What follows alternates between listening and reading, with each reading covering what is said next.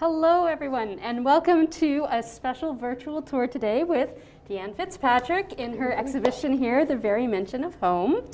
I'm Shannon Parker, and I'm the Loafer Curator of Collections here at the Art Gallery of Nova Scotia.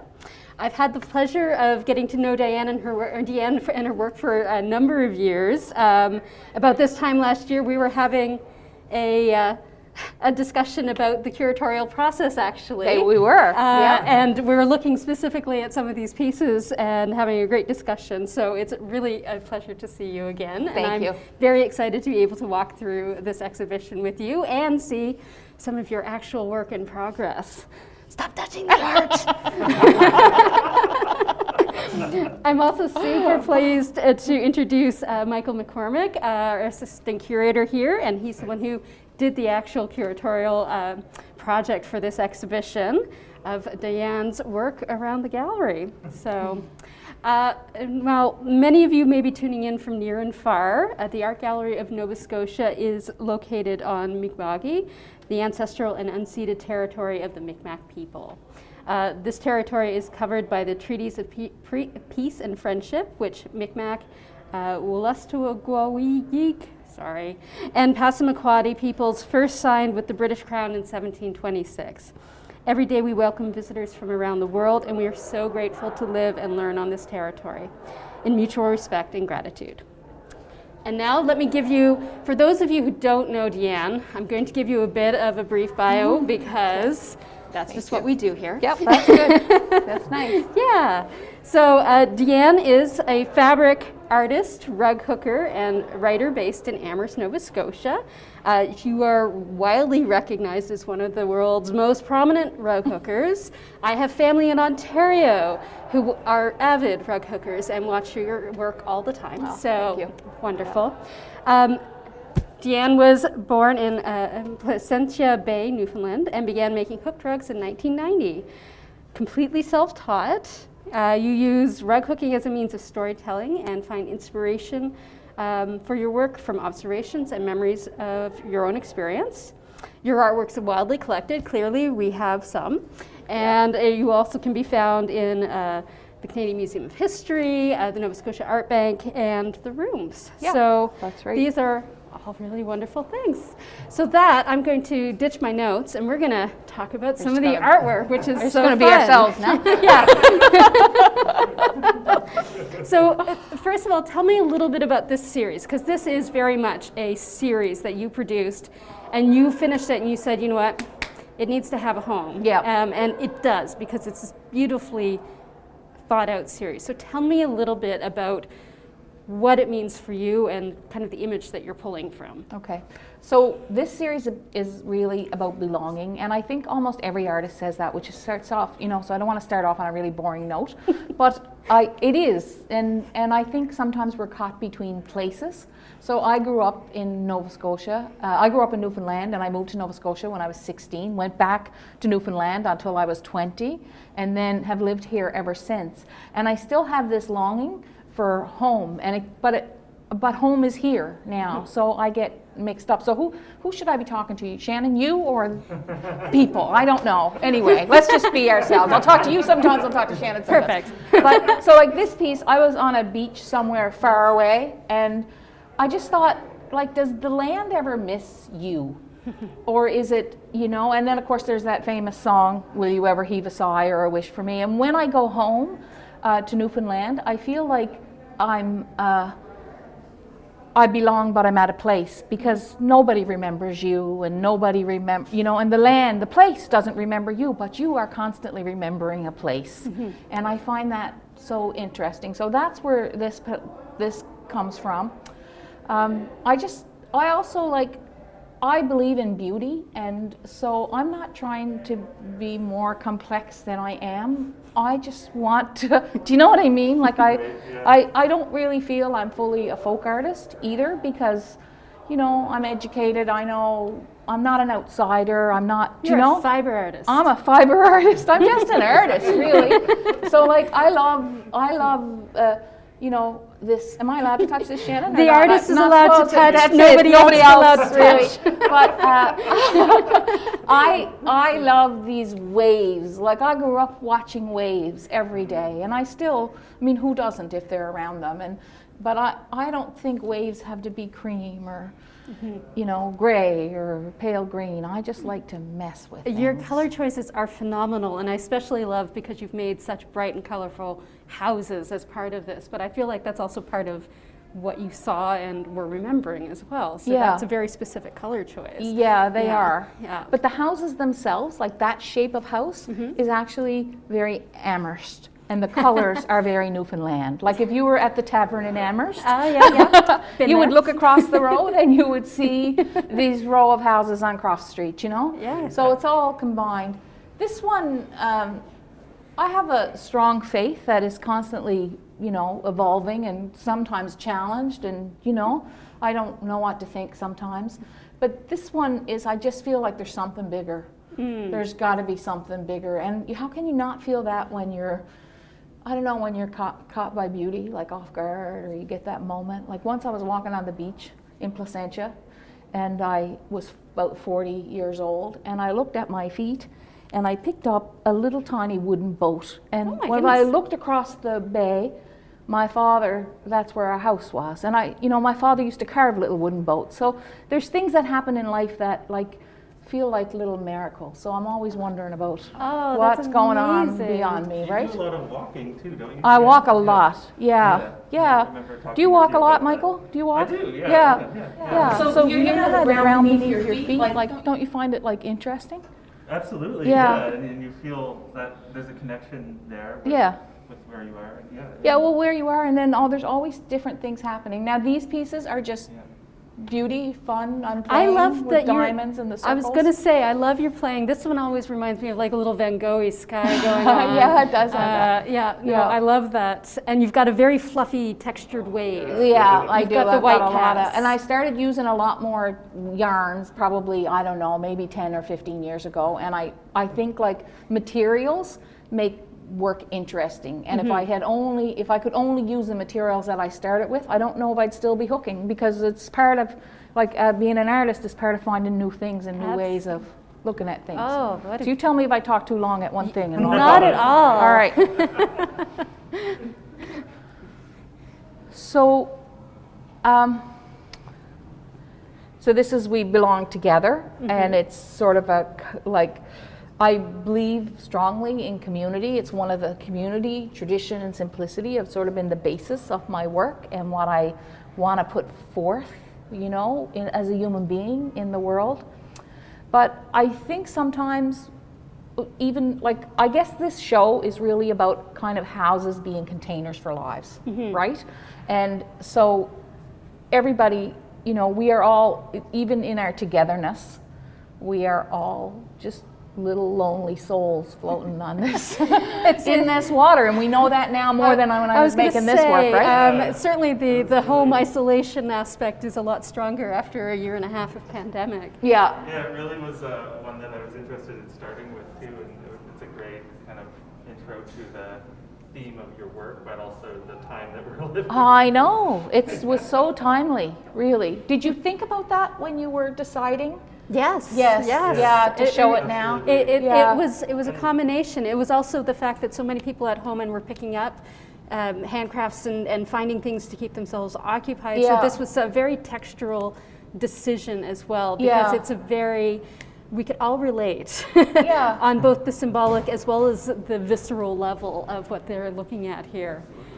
Do you want to tell me a bit about your houses on splitting the cliffs here? So this is work that I've come back to again, and I'm revisiting it now, especially that one. This is my favorite piece for a long time, and I still get, you know, it has a lot of feeling for me, and it is about being between two places, two things, two ideas. I am not a good decision maker. You would think I am because, you know, like I made all these. That's a lot of looks decision like it, making. and you know, like I've done all right, but I'm not. I waver constantly, and my husband is the same way. Like if we're going out to supper, we don't know till 5 to 6. Like we don't, you know, like we're just and. But that's the fun part of it. The sad part of it is that you are often caught between two loves, two places, two times, two things. You're busy being a mother when you want to be a sister, or you're busy being a friend, but really a life as an artist, I think really for most of us, you're always busy being an artist. Yes. That's the thing, you want to do it. And this one, you're caught on the edge a bit, like. But I think there's always something to catch you, you know, and we often feel, I mean... I love that one because it's like you feel a little off kilter, but you're still supported. You're supported and you're solid.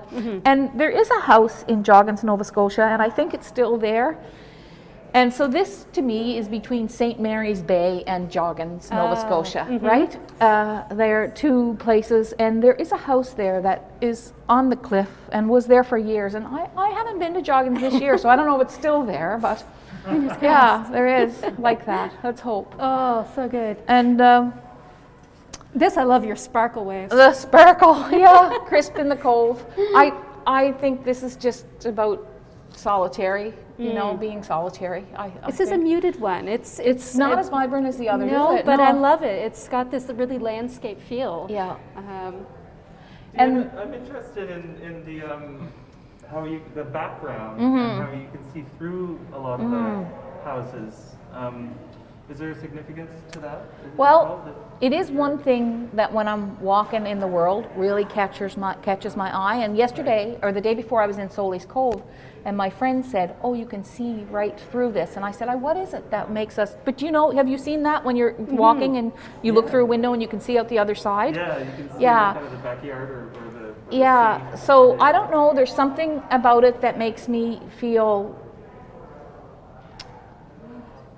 There's a hollowness to it, and so I don't want to be sad, but there is a hollowness to us sometimes. Do you know what I mean? Absolutely. And there is like, so, you know, and so that's what I want it to capture there. But then you look at that one and you got that little bit of life in the hollowness in the windows, and you know, it's a different feeling altogether, isn't it, when the stars are shining through? I think it's a wonderful tension in the work. In the work, yeah. And both, like, just that theme and how it...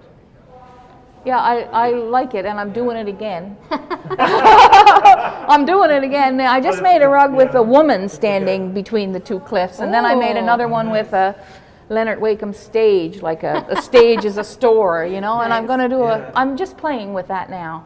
Yeah. All right. Well, because I know we want to do some... we want to do some hooking. Okay. But I want to talk about one, because you and I had such a lovely conversation about it. It's still one of my favorites.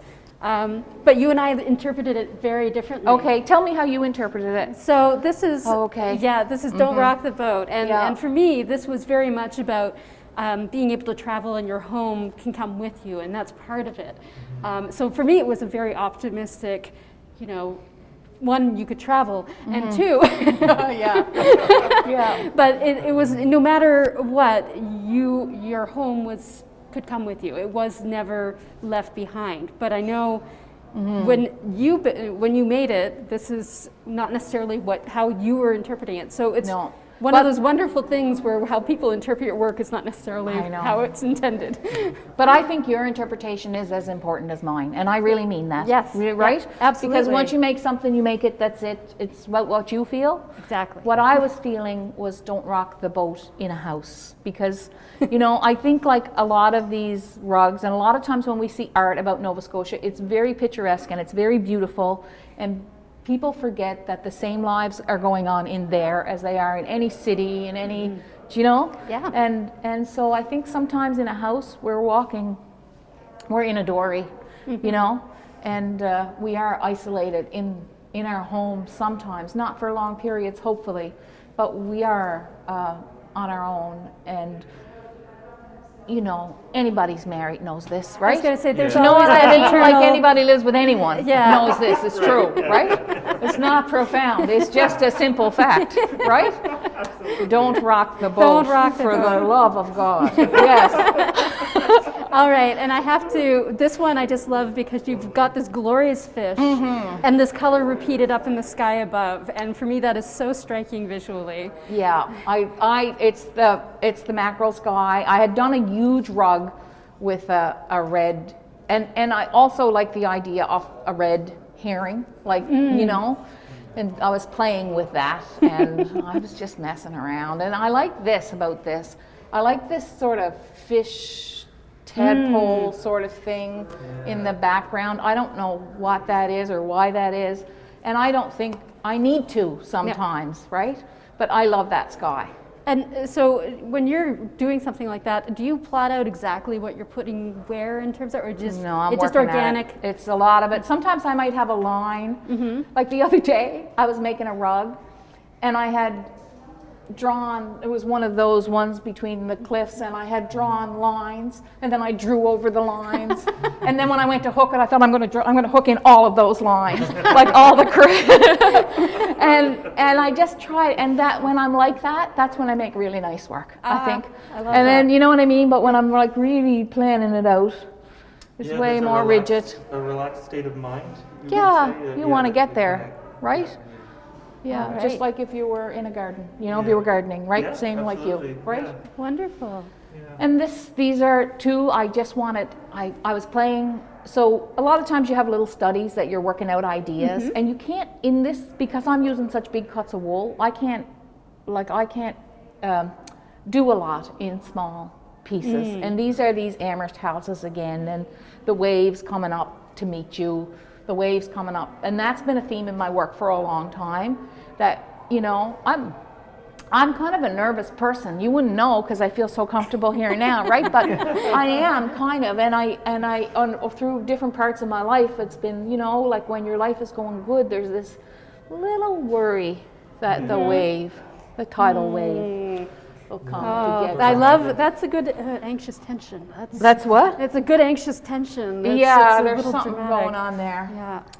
And you know that this is a funeral song, right? Oh, yes. Let me fish off Cape St. Yeah, Mary's. Take me that's- back to my western This is a boat. mournful image. This It is Yeah. this is a separation image, and it is really powerful. It gives me goosebumps. Good, thank you. That's good. I just like, you know, like I'm happy if someone hates the work as long as they're feeling it, right? Yeah. I don't care. I I just want you to connect with something or disconnect and know that you're disconnecting, right? Yeah. That's good. It doesn't, I just want people to feel something when they look at it. Oh, well, they certainly do. So part of today is, of course, you're going I'm to gonna show show you. us Yeah. some of your artistry in action, but no pressure, no anxiety. No, I don't get really nervous when I hook. I'm pretty good there. I'm pretty steady. You're a happy place. eh? Yeah. So, Shannon, Yes, your sister, what's your sister's name? Meredith. Meredith. Yes. What's Meredith working on? I'm not sure. She picked up one of your rug kits here. Yeah, good. And now she's waiting for a road trip because she's got some plans and wants to get some yarn, and Great. she's pretty darn creative. Are you so- coming with her, or is she I just hope coming on her so. own? Oh, great. All right, so I've just brought yarn with me today and a little bit of cloth. So I'm going to show you. Years ago, I really just worked with wool cloth when I started, and I would tear up old coats and sweaters and stuff. It's just not available now. So I import cloth and then I hand dye it. And I have a bunch of people working with me in the studio, so when I say I hand dye it, that is not really true, right? You have people. I have lots of wonderful people that I work with, including Angela, who's here today. And Hi, those, Angela. those of you who show up on the lives every week, you know Angela good. So basically all I did here was I took the cloth and I folded it, right? 4 times. And then I'm cutting it into strips, and I'm happy. I even like that sound, you know? It's a good sound. Sharp fabric scissors are they're delightful. nice sound.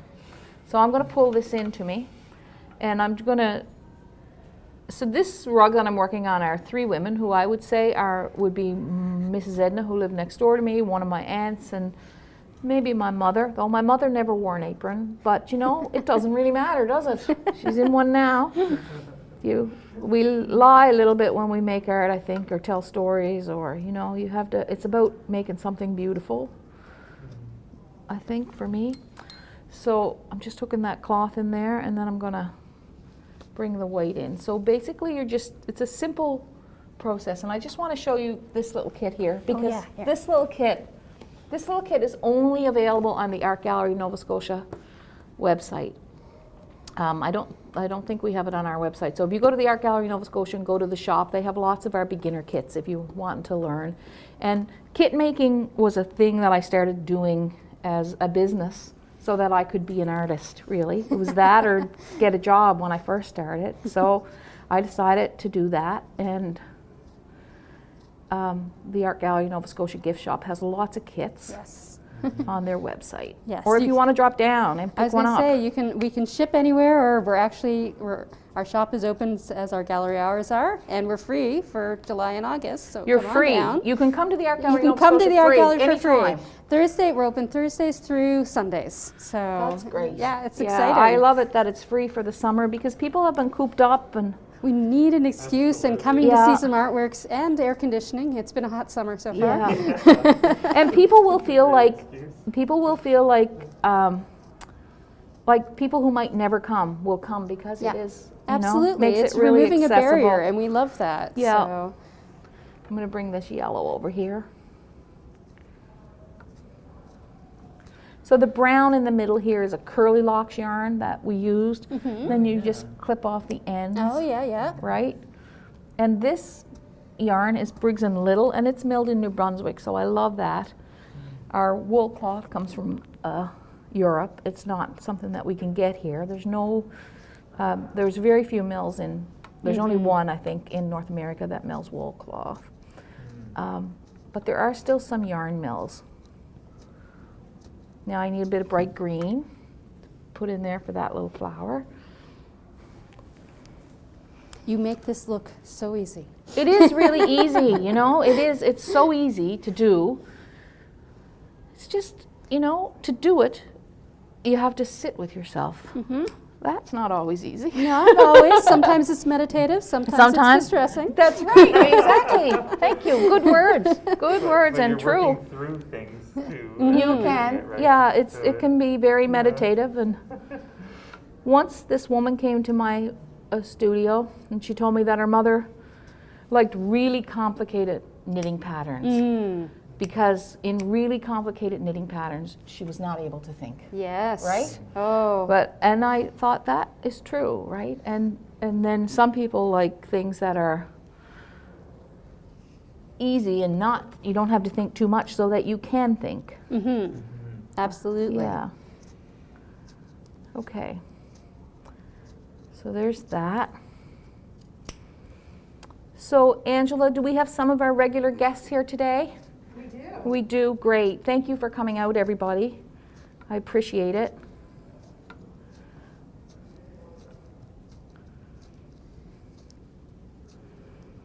So I've got... They're loving the tour, Deanne. Oh, good. Everybody's happy? Good. So these are new yarns that we have in the studio. Can you pass me the gray one, the Norol? Because I'm going to... I love that. Yeah, I like that too. I'm thinking about like putting it in here. So these are 3 different new yarns.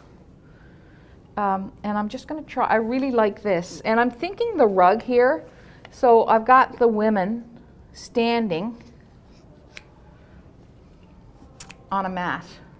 And I think this kind of reminds me of a rug. It does, like one of the wrapped hook. Yeah, Yep. yeah, it kind of looks like a rag rug, right? So I'm going to take that, and I'm just going to try that in here.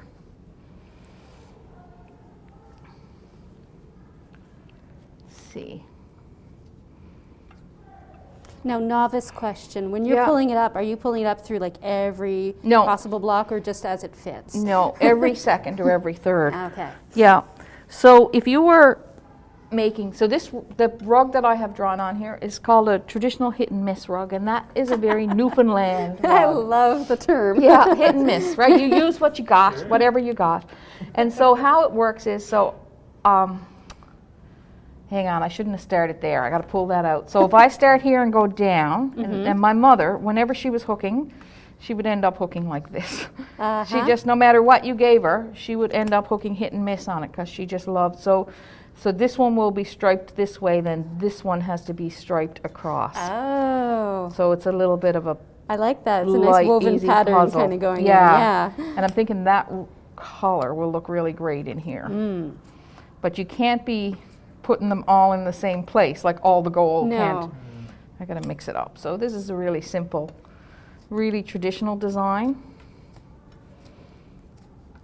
And it's common in Newfoundland, but it may also be common in Nova Scotia. I don't really know. Yeah. I don't know. Do you have any in the collection? Any old ones? We have a couple of old ones, and I'd have to look at them more closely. Or See maybe if have they're you come look striped. at them. Yeah, I'm curious about them. You know, my favorite rug in your collection Is the Campbell soup one? Oh my gosh, I love it. It's me too. I love that rug because very- I just didn't really get the feeling that he was thinking about Andy. I know. Warhol. You know, I don't and know. yet, Like, but, or is it just what they had in their cupboard? And we it's thought, just well, what they had. I don't know, yeah, but I it's just wonderful. I know. I love that rug. It's just, it's such a great rug. Yeah. So I'm gonna. There's such a diversity of a variety of methods and from like Shetty Camp There is. down to all different parts of the province, but Yeah. also throughout Yeah. Atlantic Canada as well. And Pre-pandemic, I got a chance to work with a PhD student from out in BC who was going around and looking at all the different rug cooking traditions around Nova Scotia. Oh, and Ashley. Yes. Yeah, Yes. right. I remember. I met her too. Yeah, I think when she was first going, I was like, "Here's all the people I know of that you need to talk to." So Thank you. Yeah, she was doing her thesis. yeah, Master's thesis. So It's getting studied more, eh?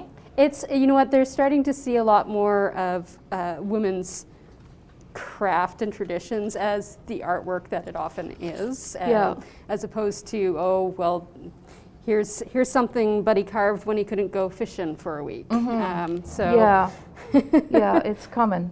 It's Well, coming. and I think it's, again, you know, change in dynamics of you have more women in the curatorial roles and recognize kind of the artistry that goes into some of this. One of the things I was wondering, and I don't know the question of, but I don't know, but I just wondered if there were Indigenous women who hooked. And that's a great question, and I would be really surprised if there weren't, or if there Me wasn't. too. Because I mean, with the basket weaving and the bead working, the close ties that they had with a lot of the communities.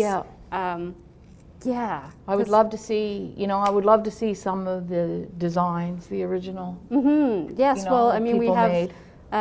the beautiful quill worked chairs that Jordan Bennett then used to create the designs from that, and I love that because it shows the complex design patterns in the Mi'kmaq culture, and you know, whatever form that's translated to, it's pretty amazing. So and the colors as well. the colors are so striking and different, and you know, as someone who's worked with a lot of artists across Southwest in particular, all their different colors, very different color palettes though than you have here, so, and design aesthetics, which is very cool. No, I'm interested. I want to know more about that. I'm very well, curious. if anybody out there knows, if anybody knows, tell us. tell Like, us. we want to know. Yeah, this is. I don't believe we have any hooked rugs from Indigenous artists in our collection. No, but we've only slowly been adding hooked rugs, you know, kind of here and there over the years with some push. Sometimes it's just because they're not available or weren't kept and they were used. That's right. That's often the big thing. So finding them in great condition is unusual. It's rare. And somebody has to identify them of value. So kind of like the early days of, you know, people collecting Maud Lewis and having 40 of them up in the attic and then forgetting about them. So So Deanne, Gail from BC is telling us that the Indigenous people knit in her community.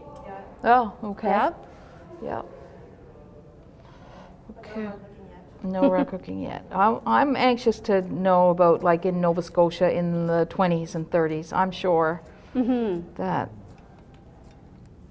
I guess, yeah, it was like a. Well, there's a lot of small communities, and sorry, women are Sharon. always, you know, getting together. and Yeah, s- sharing things, and Yeah. it would surprise me not to have that in some of those communities. Yeah. So. And going through the phases of, resourcefulness or practical reasons for rug hooking. That's right. Into commercial and into contemporary Mhm. art. Yeah. There's all. That's what's wonderful about your work, Deanne, is you have experience in your family through multiple generations, but you've picked it up and taken it into a contemporary setting. Yeah, I and think brought that. I hope I have. I've tried. Oh, you really You've succeeded. I think we could say. And you know, one of the things I'm really happy about is I see younger women Yes. than me doing really interesting things with, punch needle and punch hook, and sometimes this kind of hook. But their designs are completely new. You know, if you look on Instagram, you see it anywhere. You can It see always excites me when I see somebody do something completely I never even thought of. I know. It's like, wow. I know. That's what we're all waiting for, right? You know, like seeing new, and so I think it's getting pushed even further and in different directions. And it started with, like, who you probably have the work of Nancy Adele. Oh, Right? absolutely. You know, Yes. she was a painter who hooked, and she did that art and on show, and Yes, and You know? combined painting with the rug hooking, and Yeah. hers is a fascinating kind of combination, especially with her prints on top of it. It's very powerful and tells a very distinct feminist story. it does. Yeah. Because And- this is a well, and this is where a feminist story. it is a feminist story, Yeah. and this is where kind of the medium is part of the message. It can look soft and warm and inviting, but that's not necessarily what the image is going to tell you. Yeah, So. that's right. Yeah. You can do that without even looking. It's amazing. I can do this with my eyes closed, Michael. That doesn't mean it's not worth its time. Just watching you do this, and it's like liquid. It feels a bit like liquid to me. Yeah. Yeah. And it's interesting because I can't, like, it's like a controlled liquid. Like, I don't have much luck with painting, or like I couldn't take the same image and paint it. Not a chance. But there is an ease to how you do that. That it seems seamless. It's. I think it's, this got edited out of an article that I wrote once, but so should I say it? But I feel like sometimes, like, it's there's just a muscle memory or connection, to my ancestors who I never even knew. Like, my grandmothers both hooked rugs; they were dead before I was born. My mother didn't hook again. She was 5 when she stopped hooking. She didn't learn to hook again until she was about. Well, she didn't learn to hook again. She didn't hook again until she was about 68 or 70 or something, like right? So I think, but I really believe there's, like, somebody can, but I feel like there's a genetic predisposition to this, right? Like, my niece is now hooking, and she's an artist. She did a MFA and in Boston University, and she's got a little rug hooking business in the States. Do you know what I mean? Like, That's and just great. it's like water for her, right? Like you said, there's a liquidness. You've got a to it. genetic talent. There's something going on now. It's a language too. So as you practice it, it becomes more fluent. That's a nice way to put it. It is a language. It is a language. All art is, right? I Yes. guess. Yeah, absolutely. Yeah. Anyway, thanks for recognizing it as art. Yes. Right? Well, I appreciate that. Thanks we appreciate. Thanks for doing that wonderful. I think we're at time. I think Yeah. we're getting the sign. Getting the sign. We're all done. We usually go a half hour live. Thanks for watching today, everybody. Thank you very much. I hope you'll hook your rugs at home and share the video from the art gallery. And Share the tell video, people and you can get your own little kits at the at gallery the art shop. gallery gift shop. Yeah, and Yeah. if you happen to be in Halifax, please come see the show in person. We've just captured a small portion of it, so. And there's lots of other great shows here too. Who that else too. is here right now? We have Tyranny's just getting ready to open up. We have Jacques Erdeby's a collection of his prints. We have Jordan Bennett, Ursula Johnson, and of course, the giant Kent Monkman painting. Okay, great. So, and we've got a couple other changeovers that are happening. We've got a new exhibition that Michael and Aidan have been working on that will be opening later this summer, replacing our Shifting Ground Indigenous exhibition. So it's pretty exciting. That'd be so, great. Yeah. Yes. Well, I'm going to go look at all that. I'm going to go look at all that work because you don't come here without like taking stuff in. It's just a waste. It's a waste of a life. All right, if you don't, right, you got to take it in. We're going to look around, Angela. Absolutely. All right. Stephen Sutherland uploaded a video of the Métis swim in Saskatchewan. Oh, that's what we want to see, Suzanne. That's great. Thank you. Oh, see ya. Thank you. Bye. Bye.